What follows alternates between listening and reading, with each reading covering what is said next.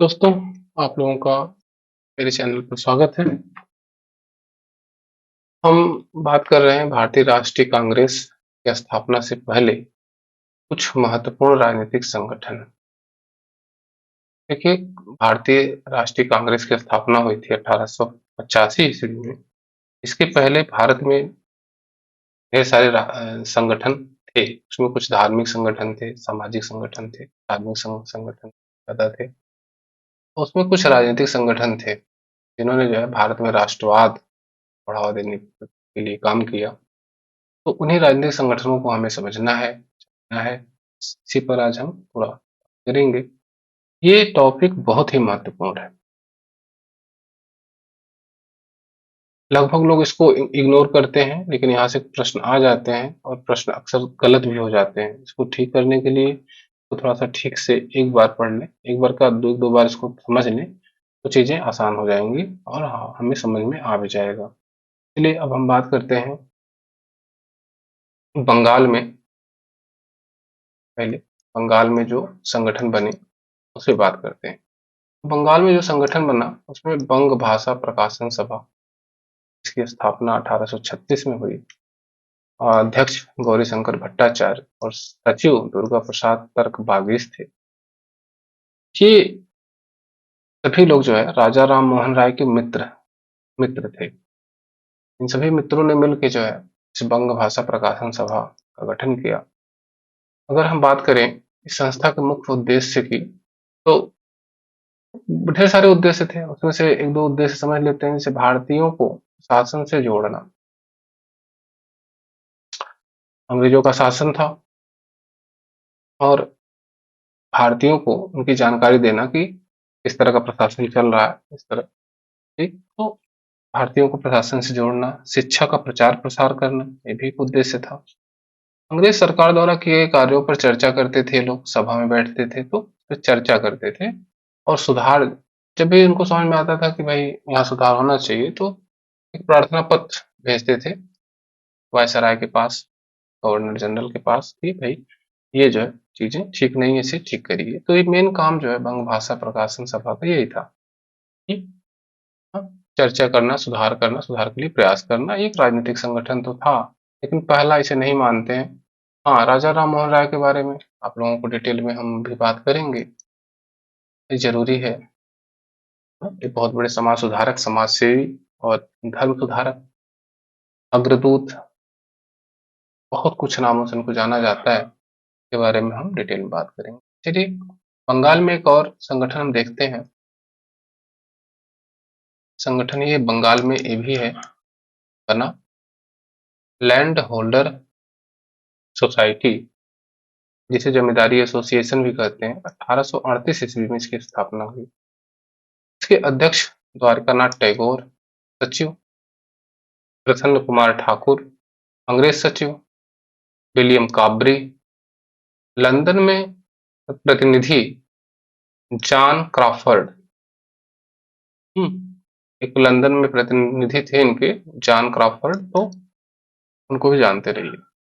देखिए, यहाँ से क्वेश्चंस बहुत बार आया हुआ है। महत्वपूर्ण क्या है? महत्वपूर्ण ये है कि यह पहला राजनीतिक संगठन था।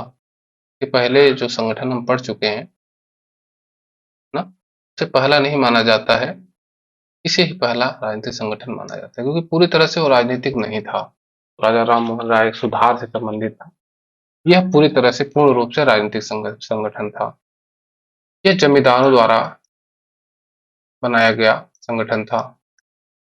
उस समय जमींदारों द्वारा बनाया गया संगठन था ये। ठीक, और इसका उद्देश्य था जमींदारों के हितों की रक्षा करना। आम जनता के लिए नहीं बनाया गया था, किसानों के लिए नहीं था, बल्कि जमींदारों के लिए था। और इस संगठन ने अस्थायी बंदोबस्त पूरे भारत में लागू करने के लिए जो है ये प्रचार किया कि भाई, ये प्रयास किया कि स्थायी बंदोबस्त पूरे भारत में लागू हो जाए। अस्थायी बंदोबस्त के बारे में अगर हम बात कर लें, तो कॉर्नवालिस द्वारा अस्थायी बंदोबस्त लागू किया गया ना, 1793 में। ये जानते रहिए।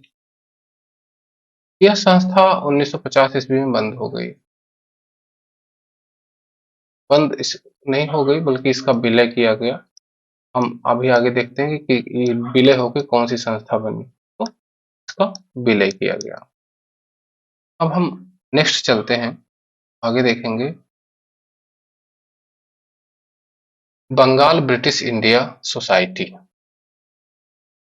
बंगाल ब्रिटिश इंडिया सोसाइटी, इसकी स्थापना 1843 में की गई। अध्यक्ष जॉर्ज थॉमसन। डेट देखिए, जो डेट है थोड़ा सा याद करने से ये रहेगा कि क्रम बना पाएंगे हम, और क्रम पूछा जाता है तो डेट को थोड़ा सा ध्यान देना होगा यहाँ पे। ठीक, इसके अध्यक्ष जॉर्ज थॉमसन थे, एक अंग्रेज थे। यह भी जो है बंगाल की संस्था है, बंगाल का एक संगठन है। इसका मुख्य उद्देश्य था किसानों के अधिकारों की रक्षा करना। ध्यान दीजिएगा, जो जमींदारी एसोसिएशन था, जमींदारी एसोसिएशन था इसके पहले, उसमें जो है जमींदारों संबंधी सारी बातें, जमींदारों के हितों के लिए था। जबकि बंगाल ब्रिटिश इंडिया सोसाइटी जो थी, वो किसानों के अधिकारों की रक्षा की, किसानों की बात करती थी, आम जनता जो थी उसकी बात करती थी। धीरे धीरे इसमें बंगाल के बुद्धिजीवियों का प्रभुत्व हो गया। ठीक है, बुद्धिजीवी मतलब जो शिक्षा प्राप्त लोग हैं, शिक्षित लोग थे, अंग्रेजी एजुकेशन जो लिए थे, उनका प्रभुत्व इसमें बढ़ गया। और बात करें तो इसका इस संगठन का उद्देश्य जो था, एक अच्छा नागरिक बनाना और न्याय संगत अधिकारों के बारे में जागरूक करना। ठीक, इसका मूल उद्देश्य तो समझ लीजिए कि नागरिकों को अच्छा नागरिक और उनके अधिकारों के बारे में कुछ जानकारी देना। और इस संगठन ने स्थायी बंदोबस्त की आलोचना की। ठीक, इस संगठन के अनुसार जो है अस्थायी बंदोबस्त वो ठीक नहीं है, इससे जो है किसानों का शोषण होता है, जमींदारों का फायदा होता है, लगान बहुत ज्यादा रखा गया है। इस तरह से अस्थायी बंदोबस्त की आलोचना की। जमींदारों की भी आलोचना की कि जमींदार जो है ये वर्ग ठीक नहीं है। और नील की खेती उस समय हो रही थी, तो नील की खेती की भी आलोचना की ना। इस संगठन ने ये जो शोषण परक जो पॉलिसीज हैं, नीतियां हैं, उसकी आलोचना की। ये किसानों के अधिकारों की रक्षा करने वाली संगठन है। अब हम आगे देखें तो British India association, most important समझना है। इसकी स्थापना 28 अक्टूबर 1851 में हुई।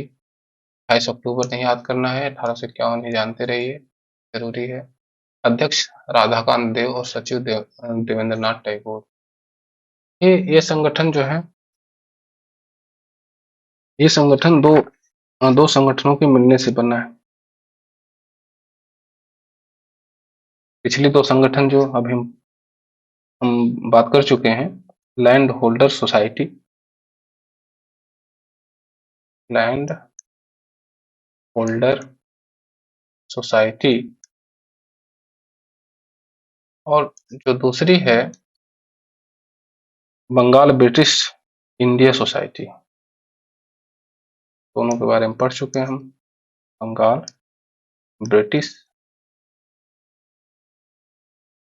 India society.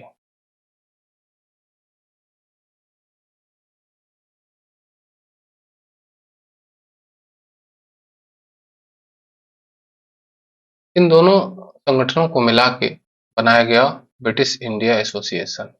बात करें तो दोनों संगठनों को मिला के क्या बनाया गया, ब्रिटिश, वही ऊपर जो लिखा है ब्रिटिश इंडियन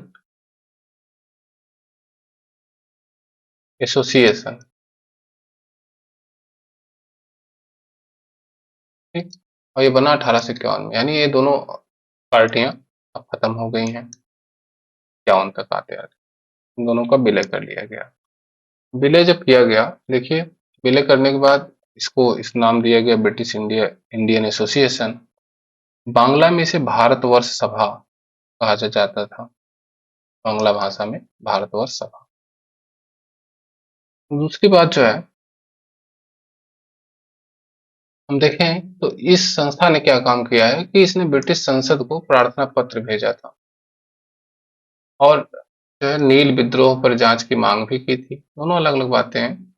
हाँ, प्रार्थना पत्र जो है भेजते ही थे, संगठन से मानते थे कि अंग्रेज जो है ठीक है, अगर इनको हम सही बात बताएंगे, भारतीयों की सही बात बताएंगे तो ये सुधार करेंगे, बेहतर काम करेंगे, ऐसा इनका विश्वास था। उस समय के जो पार्टी के मेंबर्स थे, जो संगठन के मेंबर्स थे, इस संस्था ने 1860 ईस्वी में अकाल पीड़ितों के लिए धन इकट्ठा किया, ये भी जानते रहिए। यह संस्था भी जमींदारों के हितों के लिए कार्य करती थी। ये बहुत ध्यान समझिए। एक किसान वाली पार्टी जो किसान के हितों की रक्षा करती थी उसका, और लैंड होल्डर सोसाइटी का विलय करने के बाद देखेंगे तो फिर से वहीं पर आ गए कि जमींदारों के हितों के लिए कार्य फिर से जो है यह संगठन करने लगा। ब्रिटिश इंडियन एसोसिएशन, ये जो है फिर से जमींदारों के हितों की बात प्रारंभ कर दी। यह एक अखबार निकालता था, इसका नाम है हिंदू पैट्रियट। तो थोड़ा सा इसको भी जानते रहिए, हिंदू पैट्रियट या पैट्रियाट है। हम बात करते हैं इंडियन लीग की। देखिए, इसकी स्थापना 1875 में हुई। संस्थापक शिशिर कुमार घोष है। मुख्य उद्देश्य राष्ट्रवाद की भावना का विकास करना। इस संगठन का काम था कि भारतीयों में राष्ट्रवाद की भावना आए। भारत जो है एक समग्र भारत के रूप में जनता उसे देखे, क्योंकि भारत आज भी जो है अलग अलग विचारों वाला देश है, अलग अलग कल्चर्स है, अलग अलग बोलियां हैं, विविधता है ना। लेकिन जो है इंडियन लीग ने राष्ट्रवाद की भावना का विकास करने में जो है बहुत महत्वपूर्ण रोल निभाया। शिक्षा का प्रोत्साहन देखिए बहुत इंपॉर्टेंट है, इसने भी शिक्षा का प्रोत्साहन को प्रोत्साहित किए। शिशिर कुमार घोष ने अमृत बाजार पत्रिका का संपादन किया। तो अभी हम जब पत्रिकाओं का जब आएगा तो हम देख लेंगे उसको। आइए नेक्स्ट बात करते हैं इंडियन एसोसिएशन। बहुत इंपॉर्टेंट है ये, महत्वपूर्ण संगठन है इंडियन एसोसिएशन, तो जानना बहुत जरूरी है। उसका आदेश है 26 जुलाई 1876 में कोलकाता में इसका जो है शिलान्यास हुआ। संस्थापक सुरेंद्रनाथ बनर्जी, सचिव आनंद मोहन बोस। देखिए, मुख्य उद्देश्य सर्वसाधारण के लिए बनाई गई संस्था ये थी, और मध्य वर्ग की प्रधानता थी। मध्यम वर्ग, वही शिक्षित वर्ग जो नया नया वर्ग अभी आया ना, तो वो जो है उसकी प्रधानता थी इस संस्था में।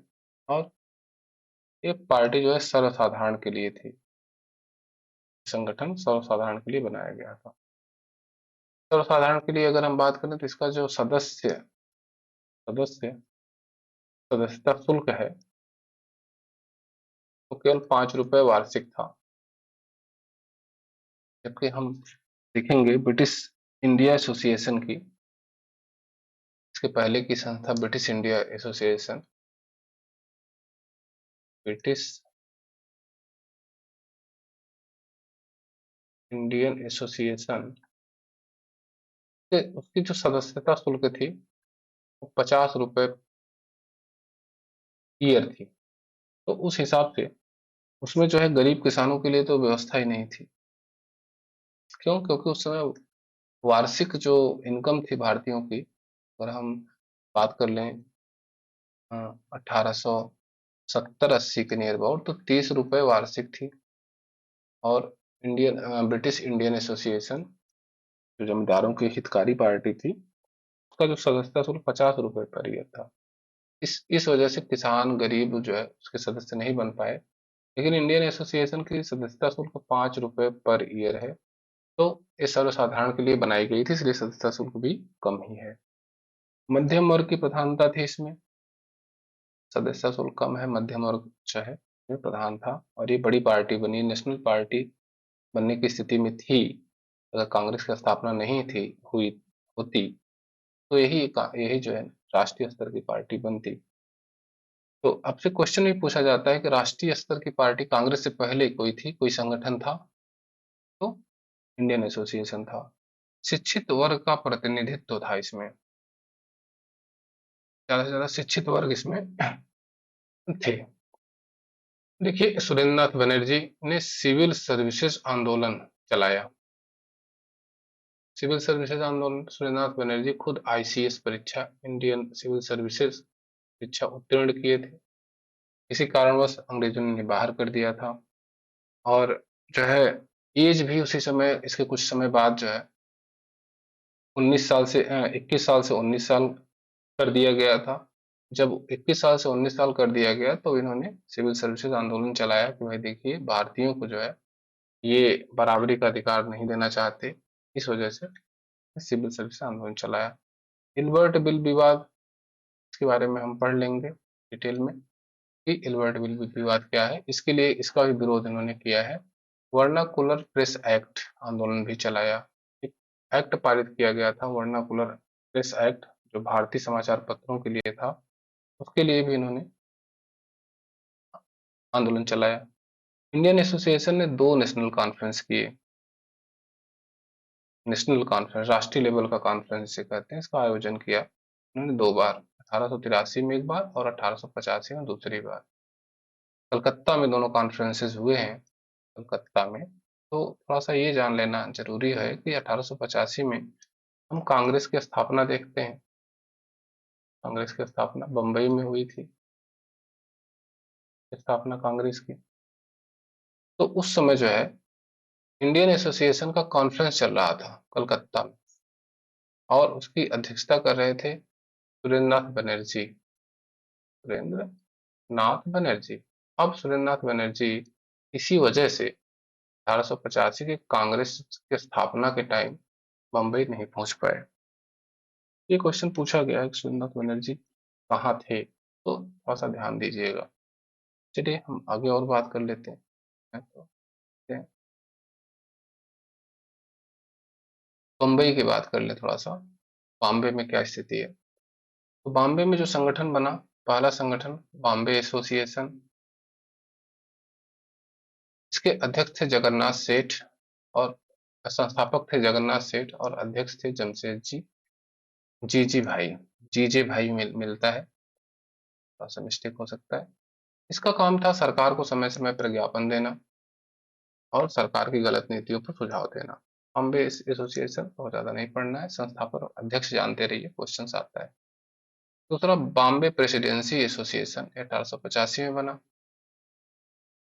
बॉम्बे प्रेसिडेंसी एसोसिएशन, संस्थापक फिरोज शाह मेहता, बदरुद्दीन तैयबजी और अन्य लोगों में राजनीतिक विचारों का प्रसार करना, इस पार्टी का उद्देश्य यही था। संगठन का उद्देश्य था लोगों में राजनीतिक विचारों का प्रसार करना।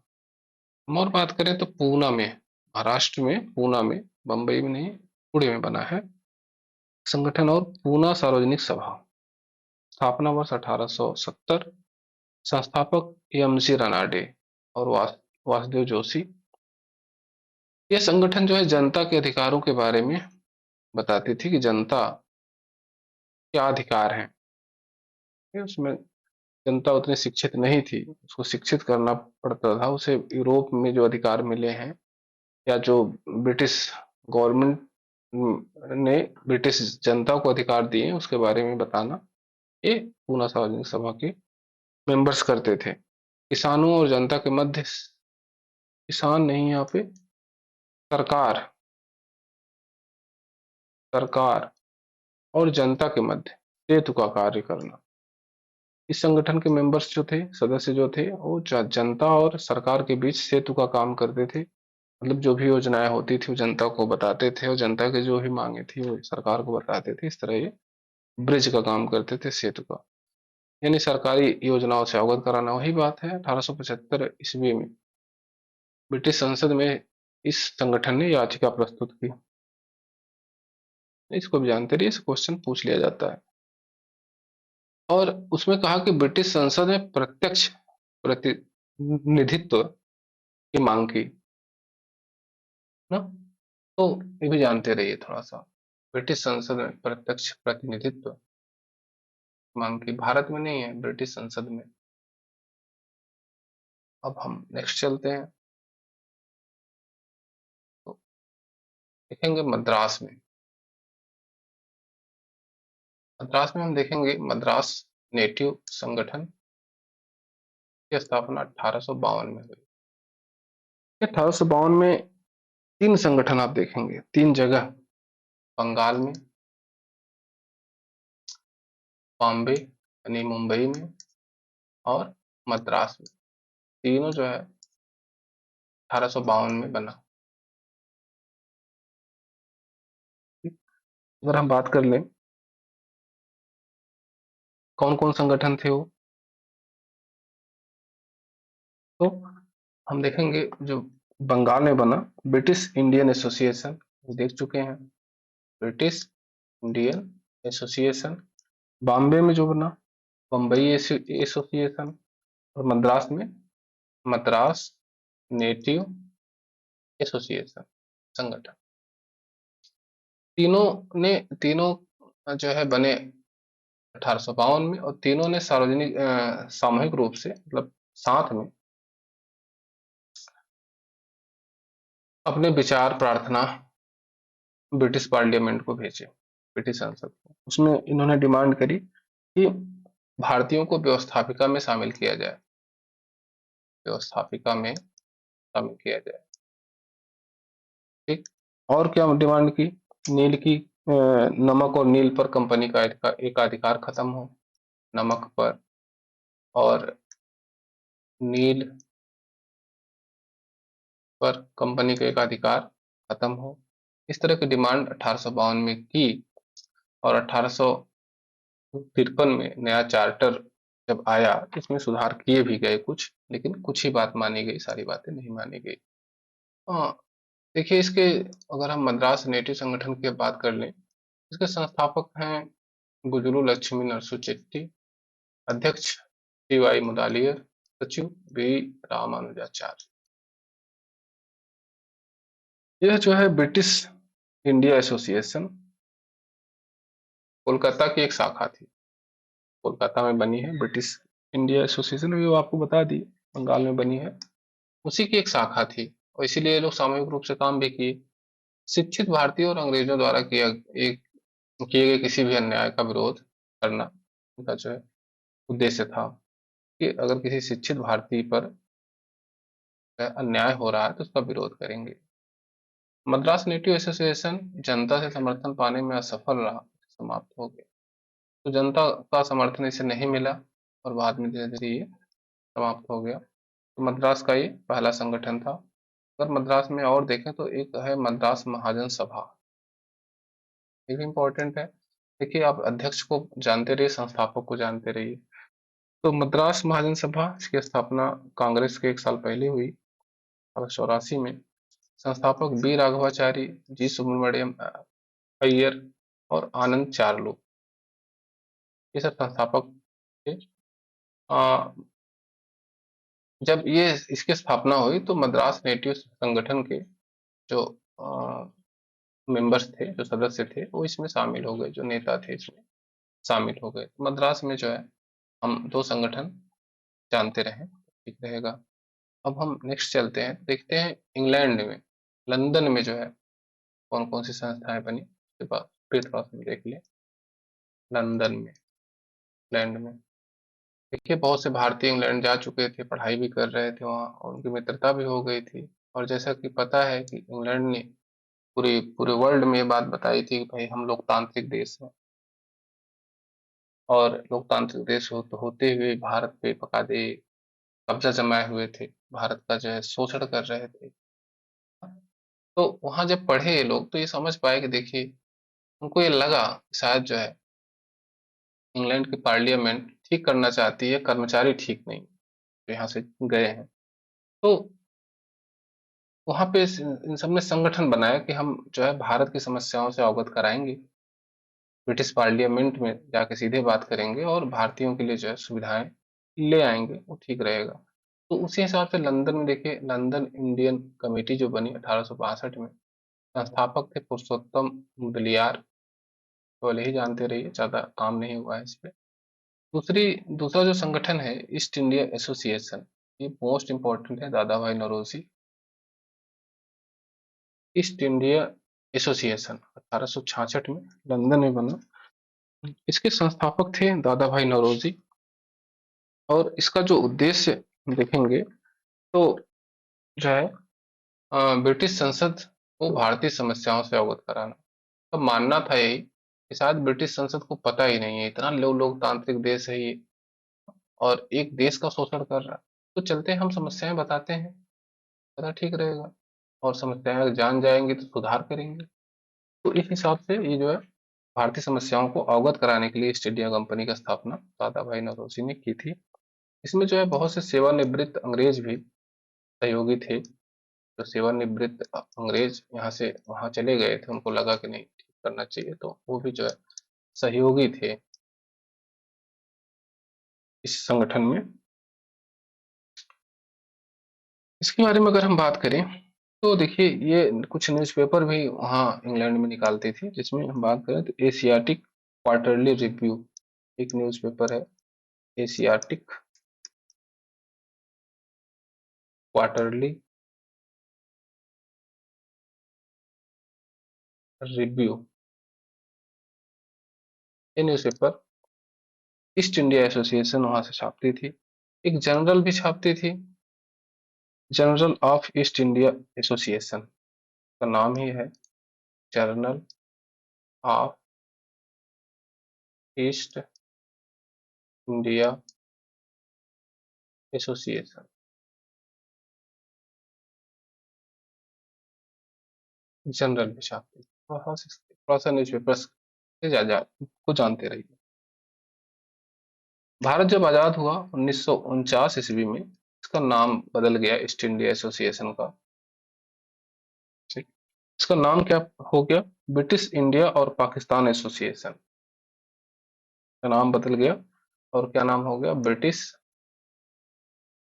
पूछा जा सकता है, ब्रिटिश इंडिया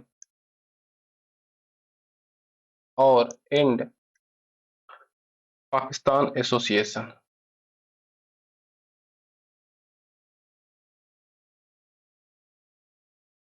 एसोसिएशन, ठीक।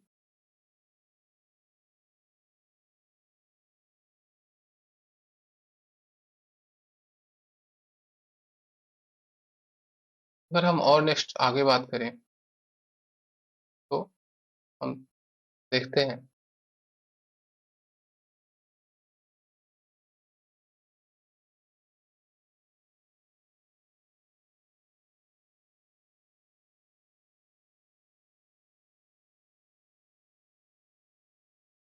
और अगर हम आगे बात करें तो ये जो है, जो जिन संगठनों की बात हम किए हैं अभी, ये सब संगठन जो है कांग्रेस की स्थापना के पहले के संगठन, और कोई भी संगठन राष्ट्रीय लेवल पे नहीं था, सब क्षेत्रीय लेवल पर थे।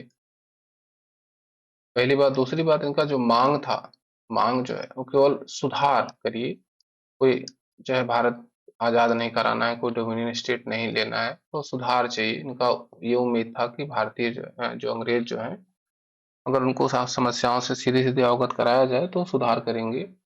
वही, उनके बिना जो है ये पॉसिबल नहीं है ना। तो अब हम जो है इन संगठन को देख लिए, आप लोग जो है इसको ध्यान से समझिएगा, एक दो बार जो है रिवाइज करिएगा, इसे नोट डाउन कर लीजिए। बहुत महत्वपूर्ण है, यहाँ से क्वेश्चंस आ जाता है। और क्वेश्चंस की बात करें तो कैसे आता है, तो यह तो संगठन का नाम आ जाएगा एक तरफ, और दूसरी तरफ जो है इसके संस्थापक का नाम आ जाएगा, आपको मिलाना होगा। कभी कभी क्रम दे देता है कि कौन सा पहले बना।